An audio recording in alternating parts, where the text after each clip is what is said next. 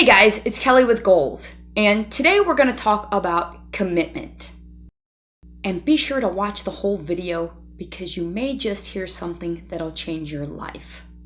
Did you know that people that set goals are 10 times more successful than people that don't?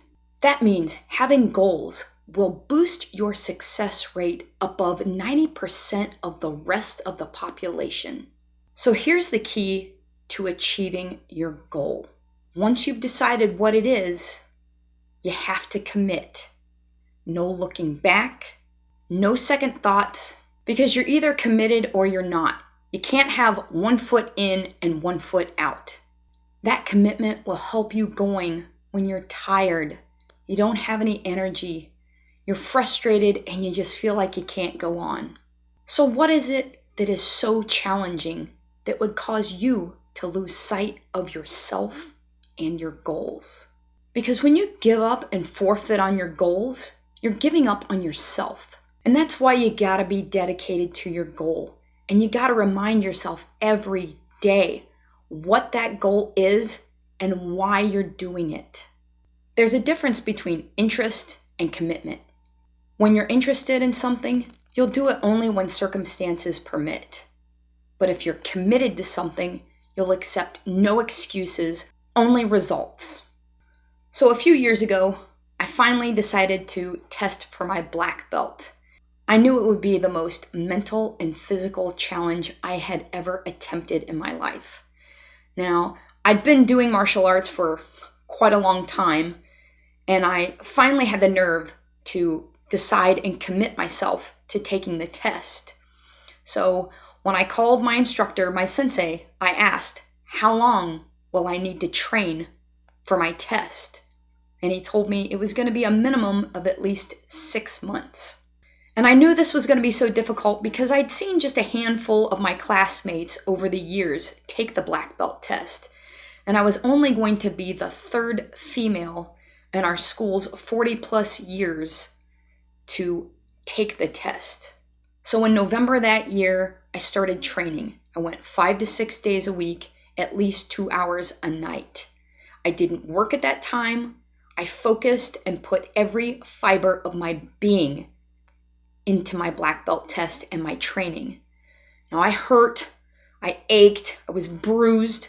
I broke one of my toes about a month into the training, but I kept going night after night.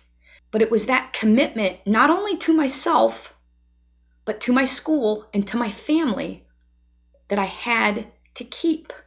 And more than anything else, finally testing and receiving my black belt, it wasn't just about the day of the test. It was about everything I had to go through. All those nights at the gym, all the jumps, the drops, the push-ups, the punches, the kicks, the bruises. It was all about the experience and the growth that I had to do in order to reach that level and to test for my black belt.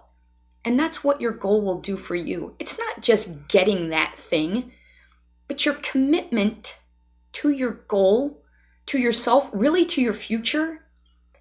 You'll see what it will make of you because you will have to become a bigger person. You'll take on new skills, and you'll be amazed at the person you will become because of that commitment to your goal. And as my dad always told me, if achievement were so easy, everybody would do it. Successful people are willing to do the things that unsuccessful people are not. And believe me, as you're working on your goals, not everyone's going to be on your side. They might tell you you're never going to do it, that's crazy, or just tell you you're wasting your time. But you can't hear any of that noise. So here's a few steps you can take to stay committed to your goals starting today. Number 1, write your goal down. And when you write it down, make it clear so that you can easily read it. Number 2, you need to look at that goal first thing in the morning when you wake up and at night just before you go to bed. And number 3, you need to see yourself as you will be after you've achieved that goal. How will it feel? How will you look? What will your life be like when you have achieved that goal? And play that as often in your mind as you can and keep that feeling. And as Sammy Davis Jr. said, you always have two choices, either your commitment or your fear. And if you can't be committed while you're working towards your goals, ask yourself this: how can you be committed to the goal once you've achieved it? Think about that. All great things take commitment.